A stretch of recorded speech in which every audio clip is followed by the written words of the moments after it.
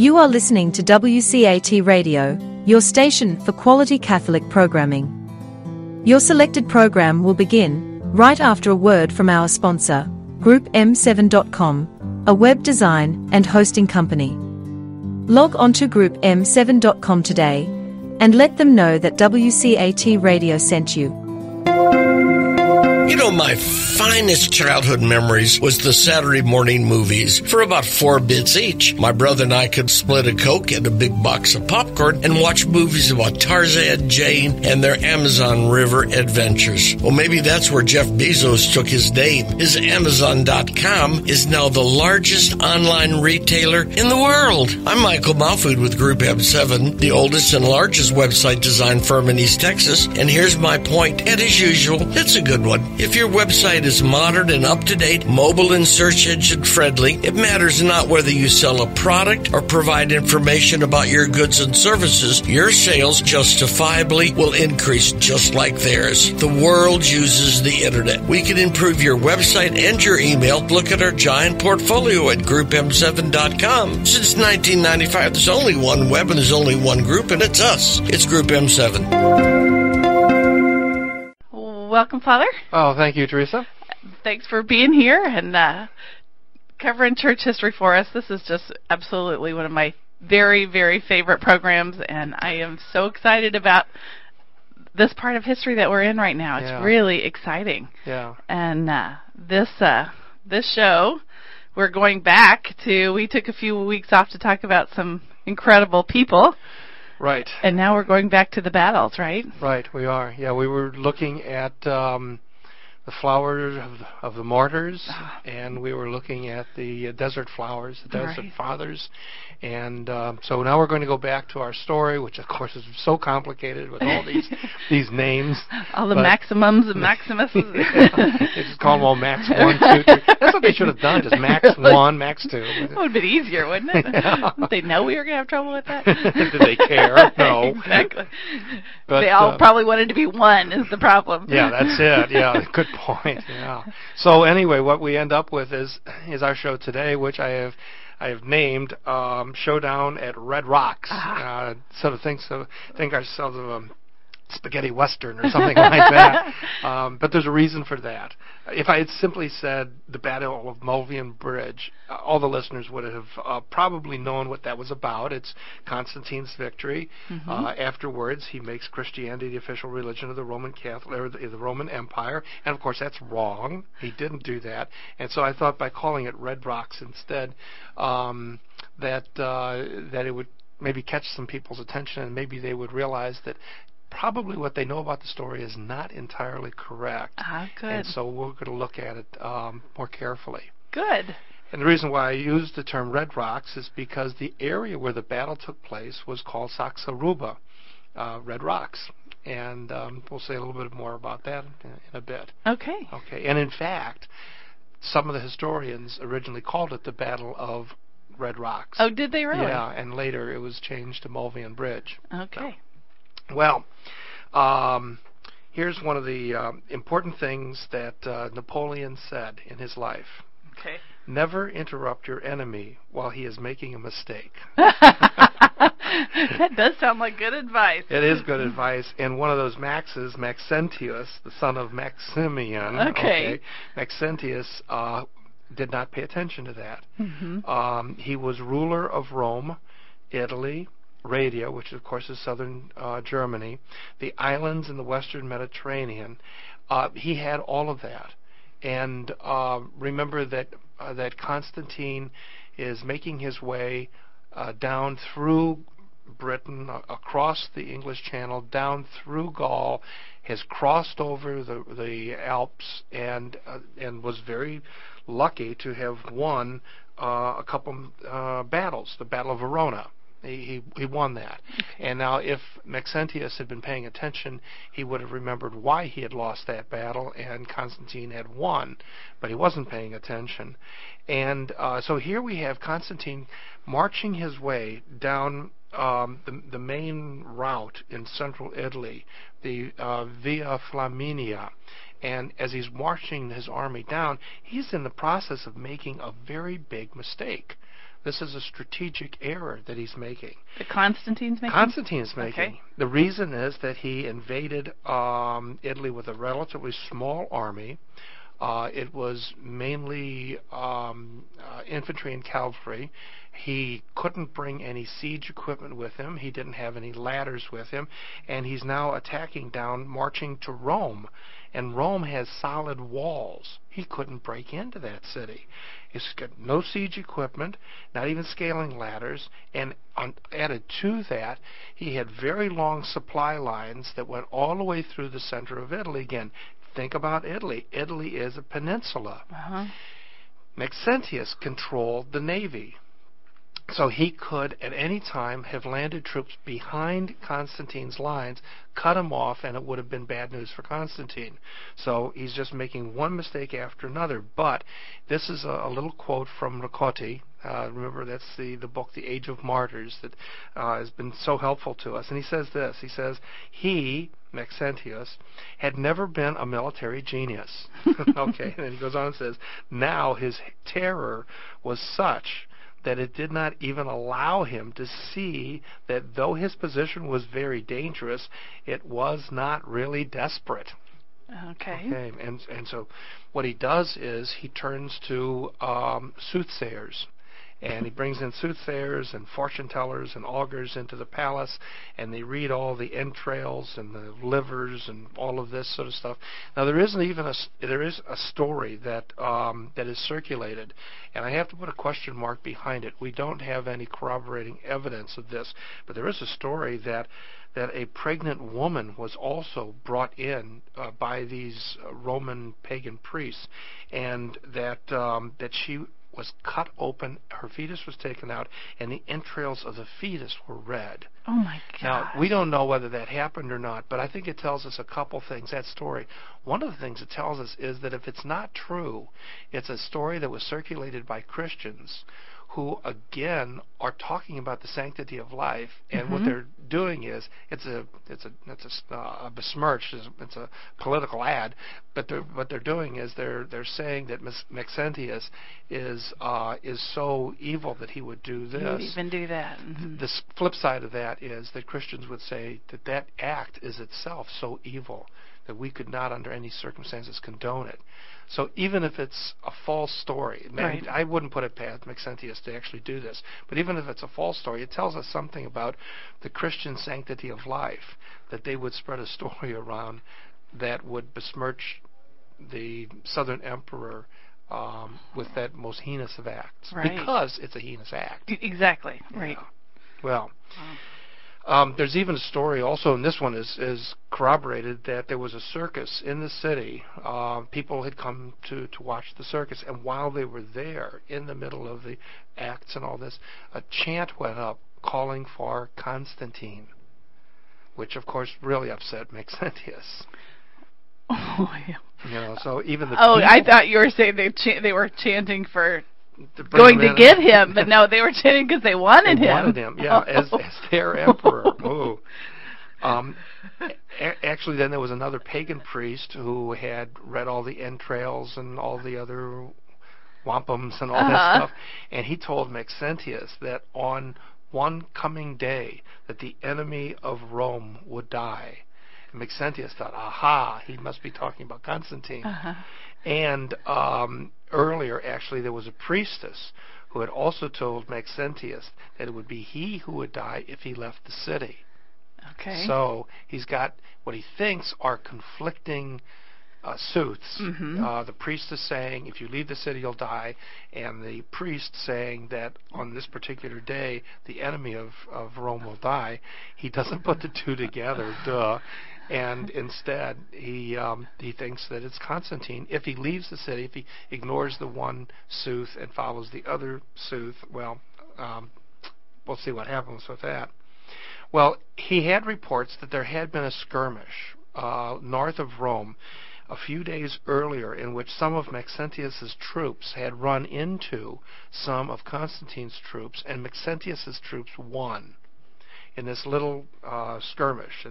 They actually won this battle, and so he's thinking that's a good sign also. Right. It's auguring well for him. Now let's go over into Constantine.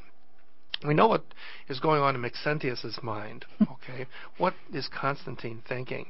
And one of the things that helps us is actually a piece of archaeology.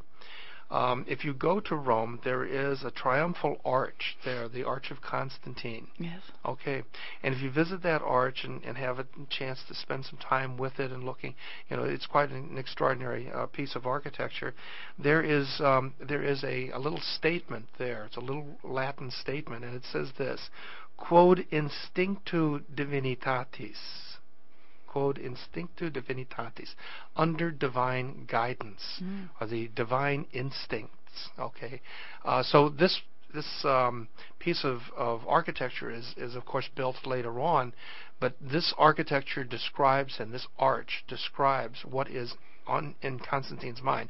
He believes that the divine. And remember, his father was a follower of the Sol Invictus, the one God, which is the Sun, S-U-N, the right. heavenly light body. The Sun, I get too many suns here. Constantine, the son of Constantius, is also following that religion of the S-U-N, but he seems to be more broad in his understandings. For one thing, his natural mother, remember that Constantius had to divorce, but his natural mother, Helen, there is a good possibility that she was already a Christian. Right. If not, I don't understand why one of her daughters was named Anastasia, Resurrection. But so anyway, he's definitely has a sense of this. Later on, when he is emperor and is building his own city, the city of Constantinopolis, he is interviewed at length by the historian Eusebius of Caesarea, and he tells of dreams and signs that were auguring his own sense. So as he's moving out of Gaul, across the Alps, and then down through northern Italy, heading toward Rome, this is a man who believes that God is on his side, quite literally. In fact, he speaks of one evening looking up as they're marching to the south. He looks up and he sees the setting sun out in the west, and he tells Eusebius that he saw a blazing cross on the sunset, and in Greek the words tuto vika, nika, tuto nika, conquer all. And later on, that's going to be translated into the Latin in hoc signum vincit. Oh, right, okay. in this sign, conquer. He does this. It's so important to him that Constantine actually swears under oath to Eusebius that this took place. Wow. He wants us to know that this actually took place. He also says to Eusebius, we have it in Eusebius' history, that Constantine says, I was not the only one to see this, but my troops saw this also. My troops saw this also. This was not a personal hallucination. Okay. This was something that happened. He said that night he had a dream in which Jesus Christ came to him with celestial signs and told him to make a banner for his army. Wow. Now, okay. it might be the pepperoni on the pizza he had for dinner that night. Who knows? But the fact of the matter is that he honestly believed that he had not only a vision that other soldiers saw, but also a visitation. And so the next morning, we do know for a fact that he created a banner the next morning, and it's called the labarum. It's an interesting word. It's L-A-B-A-R-U-M, and there is no root for this word, neither in Latin nor in Greek. Wow. It is total. He totally creates this word out of nothing. Okay. Okay. It becomes this whole thing is very interesting in and of itself. The whole study of the labarum and this banner going into battle. A lot of people has spilt a lot of ink over this because this is such a key battle. Right. The Battle of Mulvian Bridge, let's call it what everybody else is calling it, is one of the most important battles in the history of the Western civilization. Yes. And certainly in Christianity also. what he does is he takes then a very long pole, and he places on the top of that pole a small crossbar. So therefore, the labarum itself is, in its basic element, a cross. Mm-hmm. Then there is a purple cloth that is hung down from the crossbar, is hung down. It's a purple cloth, and there is a monogram of precious stones that are sewn onto it. And the monogram is that of Christ. Now here we have two historians that describe the monogram in detail, and they differ. Okay. Okay. One of them is the historian Lactantius. We talked about him before. He was the one who was in Nicomedia at the time of the outbreak of the persecutions. Remember, most of what we know in Diocletian's household comes from his interview of members of the household, and he tells us that now he's not as well known as Eusebius, okay, but he tells us that the monogram of Christ was a rho, that is to say, what looks like in English a P. That's an R in Greek. Okay, so it looks like a P, and that there is a crossbar that runs horizontal across it. So you get the image then of a cross with this P on it. Right. Okay. Eusebius describes it in his history as a chi, that is to say an X, and then a rho that intercedes there. Now, it would seem to me that it makes more sense. I like Lactantius's image, but honestly, it makes more sense from Eusebius' point of view, because what does the rho stand for? It doesn't seem to stand for anything, but the chi rho does. It's the first two letters in Christ's name. Christ, the CH is the chi, and then the rho, yeah. So anyway, now honestly, there are also doubters, and I'll just give you an example of one individual. His name is Ramsay MacMullen. He's a British historian, and in typical British fashion, in 1968, he said the following: "If the sky writing was witnessed by 40,000 men, the true miracle lies in their unbroken silence about it." Oh, well, cute. But the fact of the matter is, the immediate popularity of this labarum cannot be explained away. It immediately, upon its creation, that next morning, was received by the people. Right away. Though it does not appear, if you look over at Constantine's arch, the labarum itself does not. It's not etched into it at all. And added to that, we even have coins that even as late as 325 continue having. This is Constantine's coins having the Sol Invictus, the Sun. God on his own coinage. Remember, he's a convert much later in life. But, right. Okay, so I think one of the keys to all of this is to realize that he is going to be supporting a tolerance of religion. He's not going to be supporting the supremacy of Christianity at that beginning. Interestingly enough, also the neighborhood where all this took place in Rome, there's a municipality or a it's actually ward number 20, Municipio, and number 20, and that district is known as Labaro. Oh. I mean, you can go there today. It's a working class neighborhood today, and that's the site of the Mulvian victory. Okay. And so we can counter, I think, Ramsay MacMullen's skepticism. First of all, by showing that there is a popularity to the labarum among the soldiers, among the inhabitants that they nicknamed their district after it, and that this is not coming from propaganda from the emperor himself, because he himself doesn't pick up the labarum as his symbol. Right. People do. Right. The soldiers do. So, sorry, Dr. MacMullen. On top of that, also there have been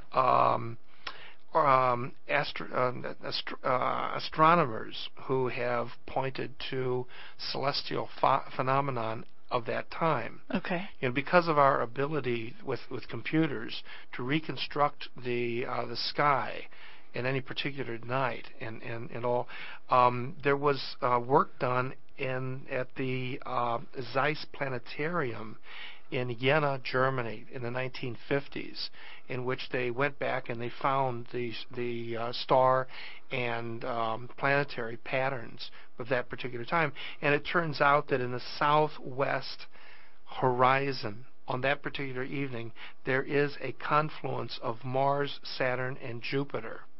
And this was in 312 AD. Okay. So again, there's some astrological evidence that would show that something happened there. Okay. But the important thing is that this particular sign and this particular symbol inspired his troops for that next day. Right. And that, in the bottom line, that's what it's all about. That next day, which is the morning of the 28th of October, Maxentius led his troops out of the city of Rome, out of the protection of the walls, and had an army of somewhere between 75,000 and 100,000 men. Wow. Now, this would have been a much larger army than Constantine had come into Italy with. But what Maxentius doesn't know is that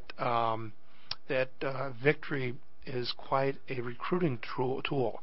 And so actually Constantine's army had swollen by the time he gets to the battlefield. There was something else that was swollen also, and that was the Tiber River. Oh. There had been lots of rains throughout the September and October. And so he marches over the Tiber River beyond an area known as the Prima Porta, literally the first gate, into a plain. And if you go into this plain, there's a small hill over on one side, and on top of that hill is a palace. It's the Villa of Livia. And this is a really historic villa. This goes back to the days of when Claudius was a young boy, and an incident that took place in which an eagle had flown over and had grabbed up a little animal and had dropped the animal, and the animal fell into little Claudius, an 8-10-year-old kid, into his hands. Oh my gosh. And with that, the priests all said, "That's it. He's going to be emperor someday." And then he spent the rest of his life trying to act like he wasn't going to be emperor, so they wouldn't kill him until he became emperor, and then he got killed. Then he got killed, right? Oh well, that's a story for another day, and it's not for us. But this particular estate also had a nickname. It was nicknamed Ad Gallinas Albas, which it's the white chickens, but it literally means chicken run. Okay. Chicken Run. I mean, wasn't there a movie? There was a movie called Chicken Run. So this is from Suetonius, and so we know this is here. So you can imagine as these soldiers are marching by, and they're looking over at that villa up there, and they all know the Roman history, so they're kind of thinking to themselves, "Oh, Chicken Run." Chicken Run. Well, anyhow, they continue their march. And they're now on the east side of the Tiber River. To the right is a set of jagged and ragged rocks called La Celsa, and it's just about 100 yards wide. So you don't have a wide. This is not going to be a wide battlefield. It's 100 yards. You're talking a football field, right? And we're looking at the clash of 150,000 men. Around that area. And so what happens is that the whole area has sort of a pinkish tone to it because of the color of the rocks. In fact, there is an old quarry out there, too, which is not good because you can't maneuver through a whole quarry. You have to go around it. Anyway, the whole area there is known as Saxaruba, Red Rocks. And that's how I came up with the title of this program. Over on the right flank, he threw his mercenary forces. These are going to be Italians and North Africans. Over their right is going to be protected by the river itself. Okay. Right. Mm-hmm. Then in the center, he has his heavy armored cavalry. Remember, that's the cataphractarii. And then over on the left side, it's protected by this cliff, La Celsa cliff, and then other than that, it's exposed, and so he needs his best troops over there. So he puts the Praetorian Guard there. So that's the assembly of his. So he's got infantry on the right side, infantry on the left side, cavalry on the middle. If you remember, that's the exact same setup he had at the Battle of Verona, which he lost. Okay, and so he then goes ahead and begins moving in. Now, part of the problem is that of supply. And the one bridge that was there, the Mulvian Bridge, is not enough to supply all the needs. So they set up a pontoon bridge to act as a supplement for supplies and for communications. And that says something that the Romans are clever enough to build a pontoon bridge. Right. Yeah. Well, at this point, then, the two forces come together. They meet at Saxaruba. There is this huge battle that takes place. Maxentius is interrupting his enemy while he's making a mistake, and then makes a terrible mistake himself. This is a bad battlefield. It's not good to defend. In fact, in the 19th century, there was a German general who visited the battlefield. Generals tend to do that. and he looked around and he said, "This is stupid." Well, his name is Helmut von Moltke. He's one of the men who put together the German army of World War I. Because he made his mistakes too. But it was too far from the protection of the Roman walls. The Tiber River had swollen because of the rains, and so it was going to act as a block. One of the important lessons any soldier will tell you is you never fight with your back up against a wall, and especially a wall of water. You can't retreat. You can't maneuver. Right. So he's made a terrible mistake there. And then on top of that, the ground is cut in sections because you've got that set of cliffs there. And so he finds himself doing the same thing he had done at Verona. He sends his cavalry forth.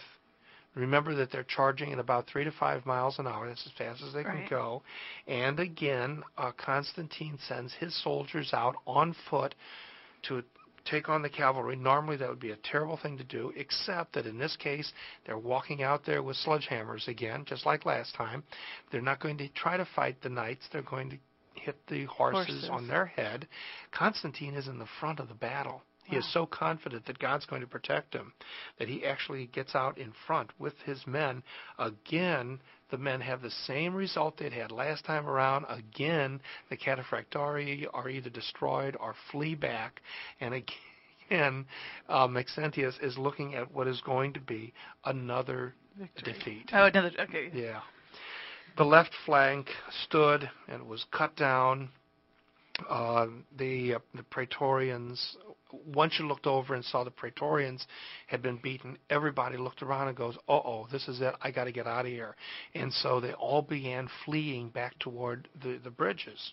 So you had the two bridges. You had the Mulvian Bridge, and then you had the pontoon bridge. Right. Well, everyone's scrambling to get across these bridges. And the Mulvian Bridge, you can only take so many people across at once. It's not a big bridge.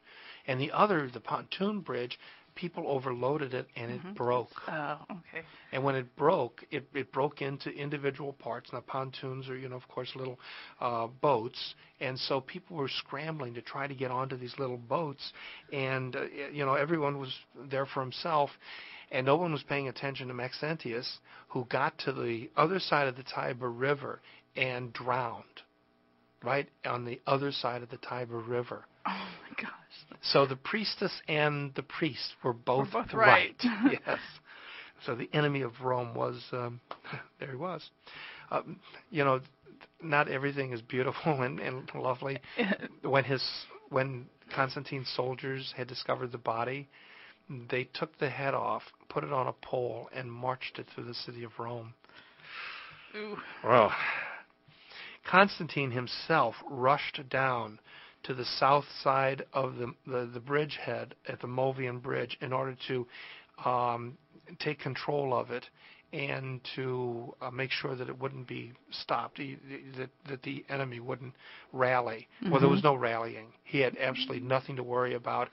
He was afraid that the people of Rome would rally to Maxentius' side. He had no idea that Maxentius was dead at this point.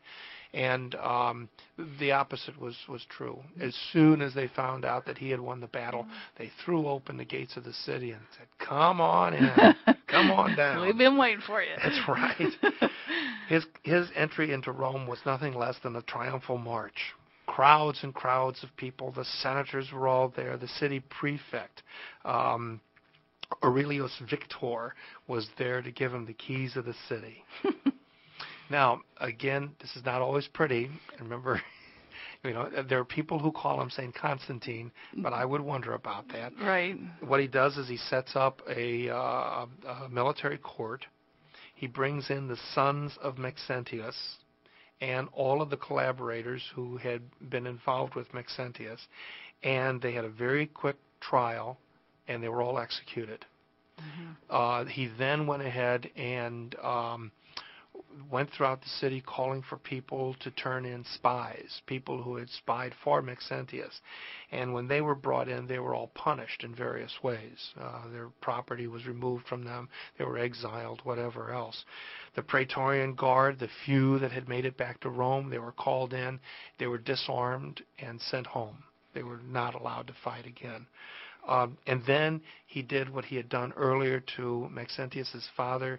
He introduced a damnatio memoriae, going through the city, and anything that had the word Maxentius on it or Maximian was then eliminated. The words were taken off. The buildings were renamed. The streets were renamed. Anything else. So they just purged them of all that. He then turned and called the Senate together. And when the Senate met, they didn't know exactly what was going on. This guy, obviously, there are no rivals in the West anymore. He is absolute power. And so when the Senate meets, they're kind of, worried about what's going to happen now. Yeah. And they were hoping that, them coming out to the parade, maybe, well, what he did was he delivered to them a report as a general in the old days used to deliver to the Senate. In other words, showing them respect that they had not seen for centuries. And he's going to be giving them this report and this respect. The Senate then was so pleased that they gave Constantine the title Primus Augusti, first among the Augusti. Okay? That means that the other two Augustuses or Augusti in the east, Licentius and Maximin, that's another Max. Mm-hmm. Okay, the Senate of Rome recognizes them as lesser Augustus or Augusti as opposed to Constantine. So what we're left with there really are three Augusti. Okay. And he is looked upon. So there's a triumvirate now rather than the tetrarchy that they had tried. And so he then is given this position. And now Constantine turns his attention to the Christians. Remember that he had been predisposed toward Christianity anyway. His maternal, his mother, his physical mother. And then others, the celestial signs, his dreams. Before the invasion of Italy itself, when he was back up in Gaul, all of his generals had said, "Don't do this. It's not going to work." And the soothsayers had said, "Don't do this either."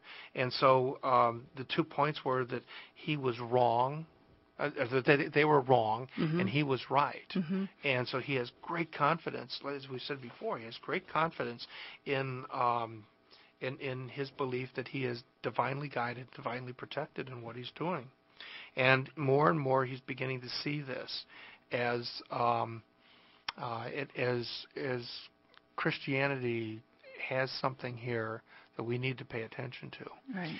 Remember that before his father got sick, he was being held as a royal hostage in Nicomedia, right? Right. And remember that while he was there, that much of the court among the servants were Christians, and they were openly Christians. So he knew these guys. Remember that the three that had been tortured to death by Diocletian had been favorites of the emperor, and that's why they were tortured so badly. And remember that the emperor's own wife and daughter were at least catechumens, and so he's not out of contact with Christianity. And of course, remember his biological sister is Anastasia, Resurrection. So it doesn't take a lot for us to be convinced that Constantine was convinced that there was a special divine gift or aura around him that would protect him physically, but also gave him some kind of a destiny, some kind of a task to do. And he wasn't real sure what it was yet. Okay. But as he's beginning to throw things around in his mind, you can imagine, after he's conquered Rome and the entire western half of Europe is his, that he's beginning to perhaps play mind games with himself, word games in his mind. Sol Invictus, Deus Sol.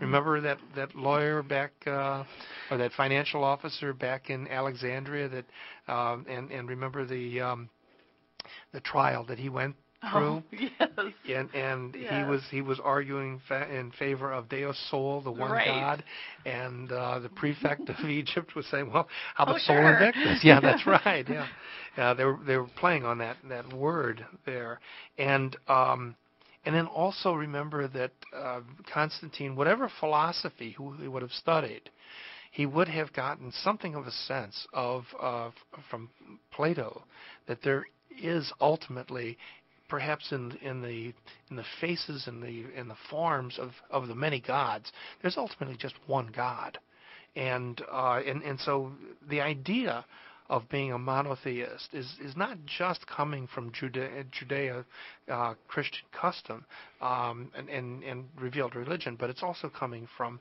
reason, the philosophy of religion, and so all of those things are like sort of coming together.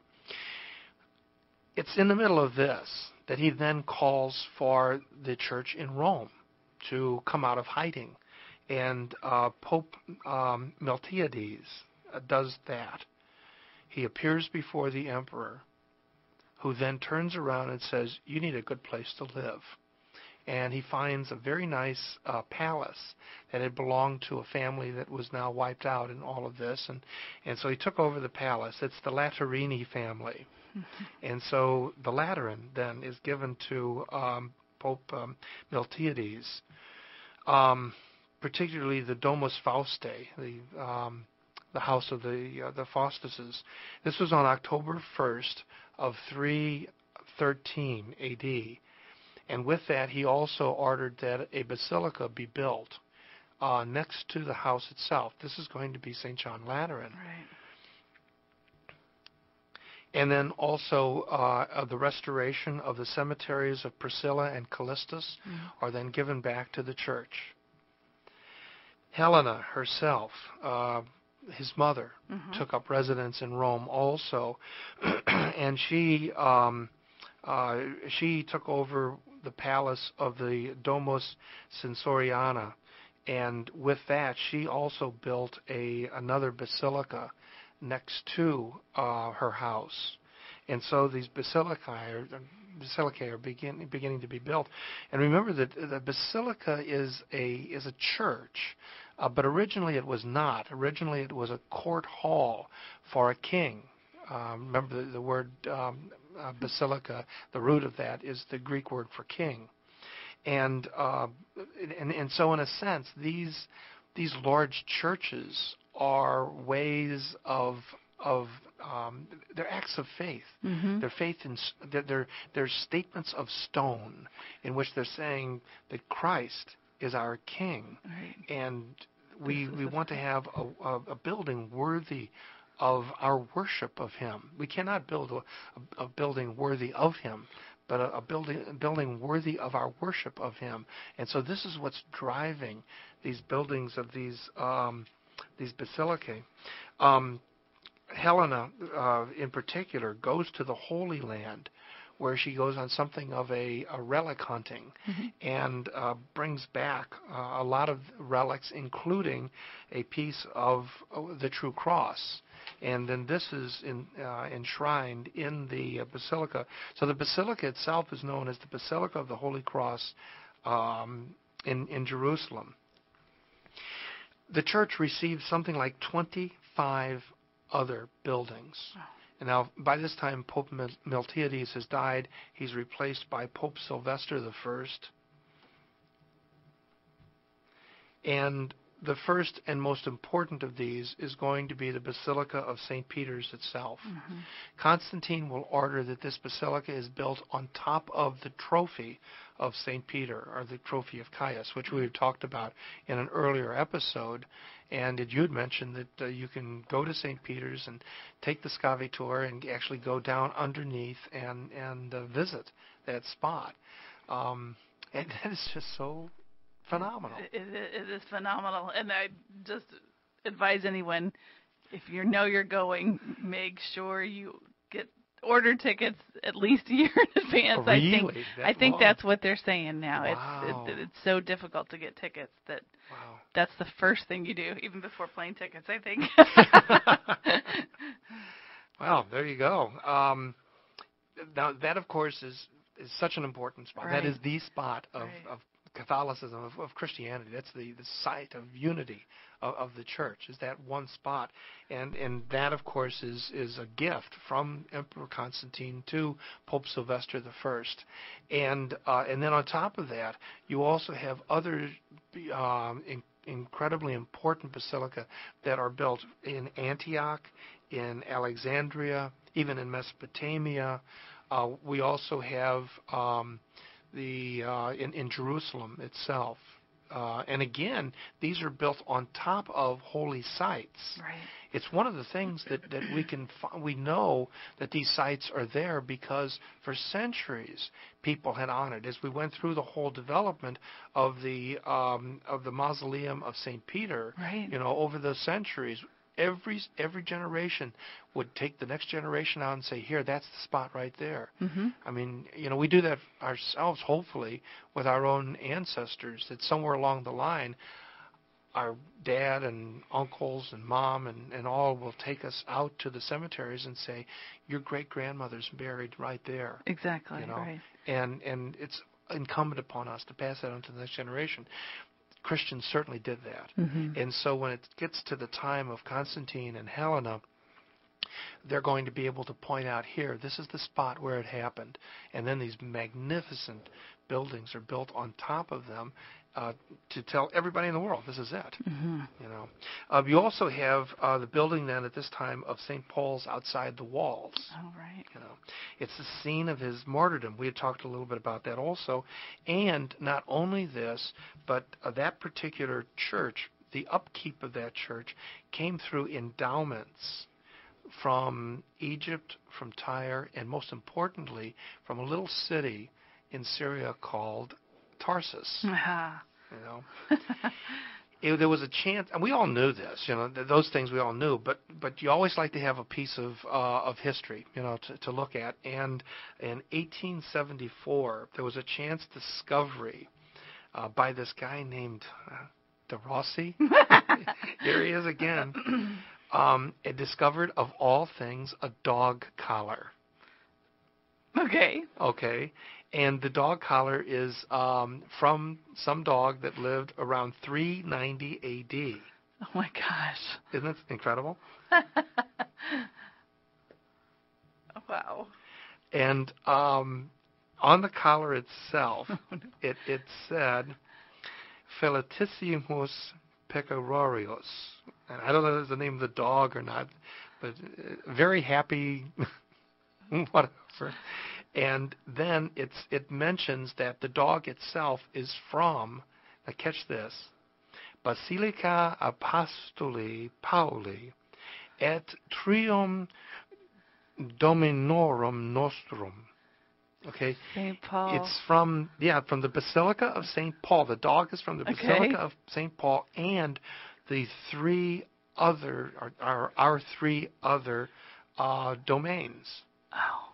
Okay? And so we see then through de Rossi's archaeological discovery that you have the Basilica of St.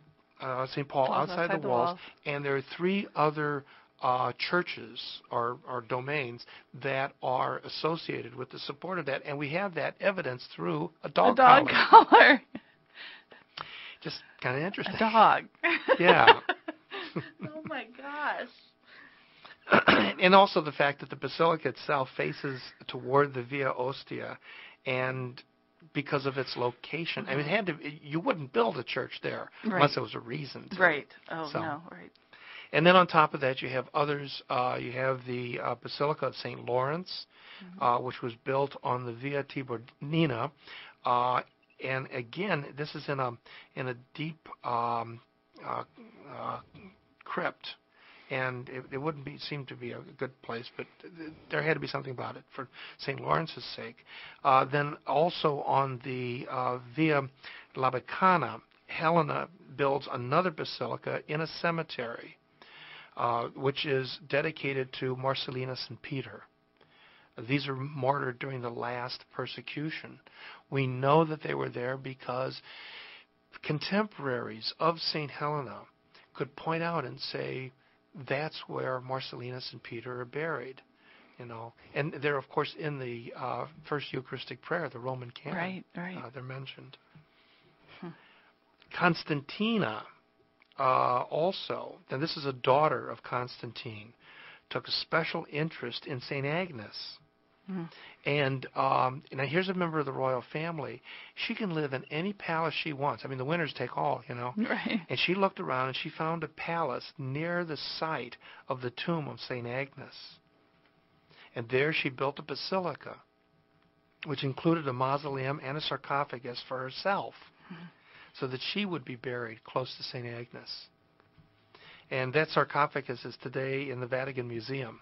Oh, okay. You can actually see that, but you don't have to go to the Vatican. I've got a neat website. Oh. And I just really encourage people to go to this website, and you can actually see the church of it's known as Santa Constanza. Okay, and it's www.sacred-destinations.com, which is a wonderful website, by the way. Okay. You can look at all kinds of sacred destinations all over. Then there's a backslash. Oh, backslash. Okay. Italy. Okay. Okay. Is it backslash or front slash? You have a forward slash. Oh, there. I'm sorry. Okay, the forward slashes. I don't know anything about this stuff. Okay. Okay. Italy, front slash, Rome. Okay. Okay, dash. Okay. Santa. Dash. Constanza, Constanza, okay. dot HTM. Okay. Okay. And there you'll have your own private tour of the, wow. the basilica That'll that be she fun. built. I'm going to go do that. Yeah. And I've done that a number of times, just gone to that website and said, I'd like to see what this church looks like, and I'd like to see this church here. And again, it's one of those things, too, Teresa, if you know you're going to go to Rome. Oh, my gosh. Before you go there, take the virtual tours. Absolutely. Yeah. I think that would be really helpful. Yeah. Another basilica that was built at the time was the Basilica of St. Sebastian. Oh, sure. Okay. And this is known as the Basilica Apostolorum, because it's thought, at that time it was thought, that the remains of St. Peter and St. Paul had been buried in this cemetery. The reason for that was because there was pilgrimage graffiti that was discovered. See, graffiti's nothing new. It's an Italian word. And people had written little things there, and so for a long time, certainly. But the interesting thing is that the graffiti was not there before 250 A.D. So the church had not held, or the people had not held that they were there. Somehow someone had gotten this idea, and then it became a popular pilgrimage site. And so it was mistakenly called then the Church of the Apostles, but we know for a fact now that the bones were not there. Well, despite all of this, all of this church building, which was quite extraordinary, Constantine was not baptized. He would not allow himself to be baptized because there's a very strong theological argument that baptism forgives all sins. Yes. And he had a funny feeling he had some more sinning to do. And so he continued on, not baptized. He's going to be tolerant of Christians, and obviously very helpful in building basilicas and all. But and he's going to continue one of the titles that emperors had, which stands definitely at odds to Christianity, and that is the title of Pontifex Maximus, the high priest, or the highest priest. And he would hold that title, at least until his own baptism. But on the other hand, he never performed the old rituals himself. He would have other Roman pagan priests do the rituals that he would do as the Pontifex Maximus, but never did that. The other title that he used is an interesting one also. Eusebius speaks of this. The title is Episkopos ton ektos, which is Greek, and it means the bishop to those on the outside. Oh. So he's claiming a title of a bishop, but not an ecclesial office. He doesn't mean it that way. He means it in the other Greek sense of being a shepherd or an overseer. And he sees his duty as bringing those on the outside of the church into the church and to Christ. Okay. Okay? So he's a very complex man. Right. Right? I mean, right, he's very much. not himself a bishop, not even a Christian, but he believes that one of his tasks is to bring people to Christ. He has his hands full both on the inside and the outside. And later on we're going to be talking about some of the inside problems. But let's take a look at the outside. Particularly in 313, he takes one of his daughters, Constantia, and has her marry the Emperor Licinius. Oh, wow. That's going to be his ally in the east. Mm-hmm. And he brings Licinius to Milan. All this takes place in Milan itself.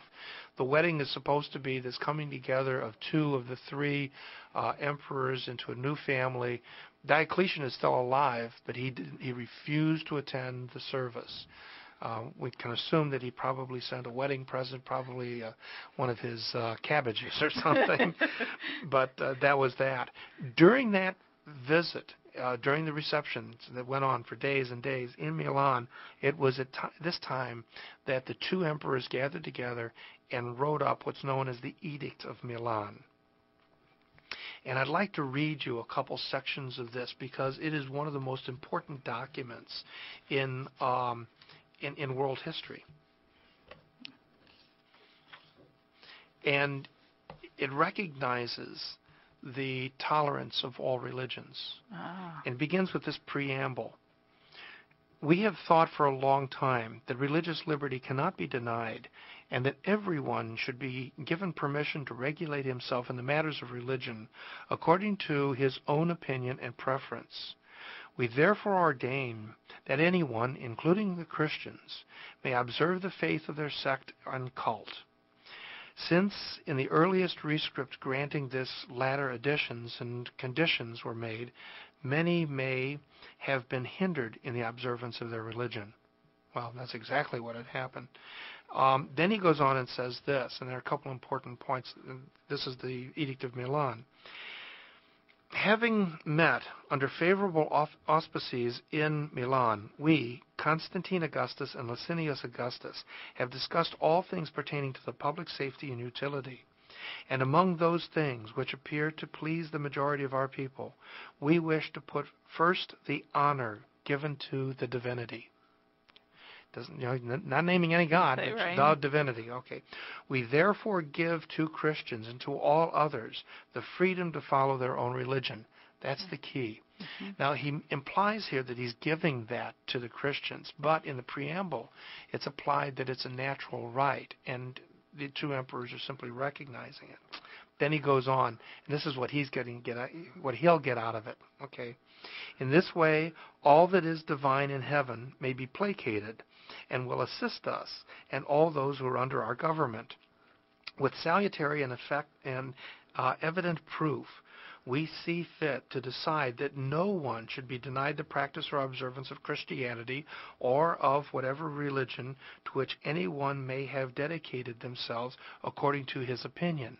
The highest divinity among those worshippers we number ourselves will therefore show us his usual favor and benevolence.